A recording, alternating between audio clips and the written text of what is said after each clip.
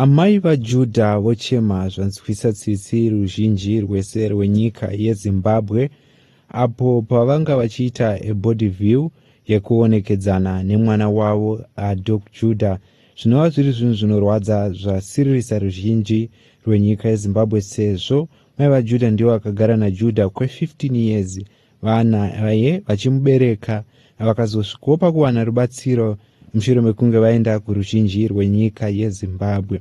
Nditi mashoko anga achitaurwa naamai vaJudha zvinoda kuti mugozonzwa kusangana kwatinoita pano paYouTube channel yenyu yeHarare Networks patinobata nhau dzakasiyana-siyana maererano nedzinenge dzichiitika munyika yedu yeZimbabwe tichikuzivisai zvizhinji tichiti kana pane vachangosvika pano paHarare Networks ndiwo mukana wekubaya button rakanzi subscribe.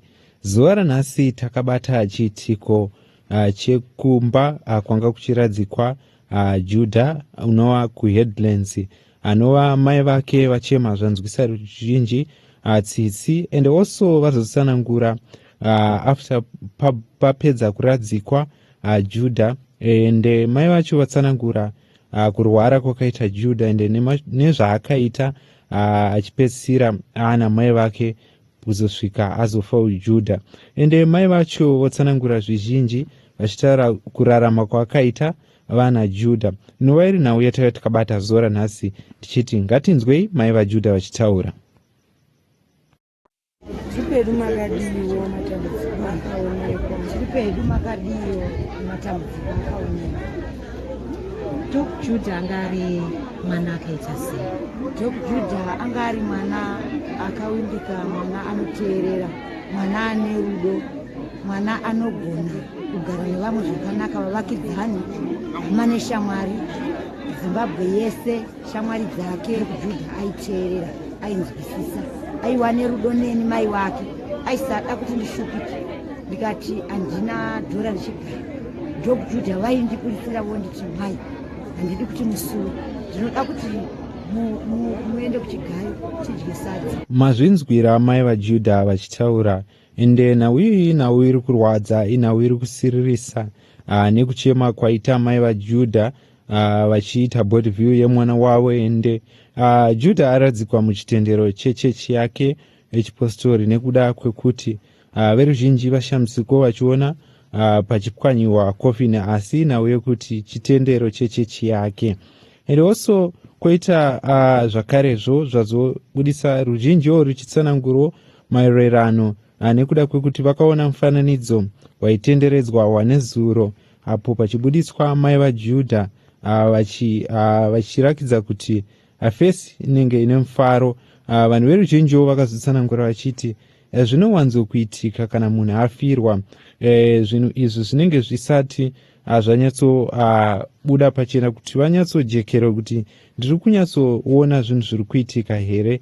Asi zuva ranhasi vanhu veruzhinji vaona kuti mai vaJudha kurakidza mufaro kwavaita pachiso hakusi kuti zvinhu zvese kwavari zvanga zviri raiti, asi munhu wekuti pakati pemwoyo munhu ari kudzimbikana. Semufananidzo wamuri kuona vanga vakabatiranwa vachiitwa vachibva pabody view yemwana wavo. Zvinhu zvikurwadza, zvinhu zvikusiririsa ende tinotenda zvakare ruzhinji rwenyika yeZimbabwe rwaenda kurufu rwaDr Judah runova rwabatirana ruchibatirana naStandmaster anova akabatsiridza kuti ruzhinji rwenyika yeZimbabwe ruzive Judah. And also kuita vakasiyana-siyana vemakambani vaendo vachienda kunobatsiridza kuti mwana akwanise kuradzikwa.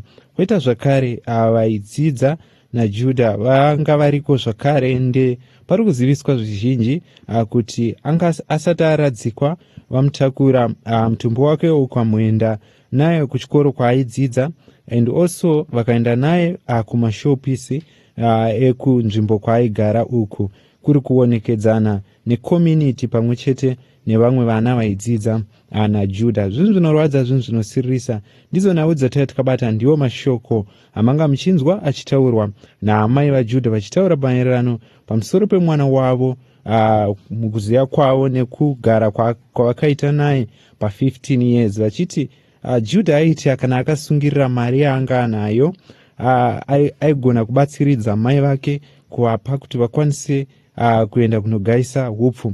Zvinova zviri zvinhu zvokurakidza kuti anga ari mwana aiedza nepesi paanogona, nyangwe airarama neurema aedza, asi nepesi paanogona kuti akwanise kubatsiridza mai vake, asi rufu rwazongotana. Zvinhu zvinorwadza, zvinhu zvinosiririsa. Ndidzo nhau dzatandakabata pano patinobata nhau dzakasiyana siyana dzinenge dzichiitika munharaunda makatikomberedza nemunyika yedu yeZimbabwe, tichikuzivisai maererano nezverufu rwaDog Judah aradzikwa zuva ranhasi kuHeadlands, uko kwaenda vazhinji vakasiyana siyana vamanga muchiona pamufananidzo. Endoso vanga vakamira nastand master pamufananidzo wamaona ndio vadzidzisi varairidzi vaidzidzisa Judah pachikoro achaidzidza. Ndidzo nhau dzatinadzo, ndiyo YouTube channel yenyu inokuigira zvakasiyana siyana zvinoitika munharaunda makatikomberedza, zvatinosangana nazvo mukurarama kwese munyika yedu yeZimbabwe, pano paYouTube channel yenyu yeHarare Networks.